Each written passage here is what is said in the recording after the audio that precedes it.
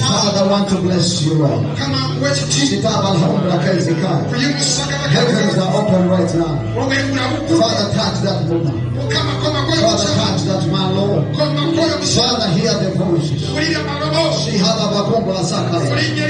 Father, you speak to Moses. And you said, I have seen and I have heard the cry and the pain of my people. Therefore, go and tell Pharaoh to release them.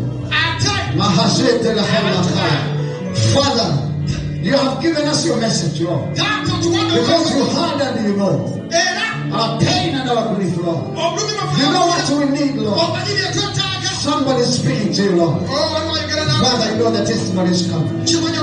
I know the answer is given. Father, you know this is the place.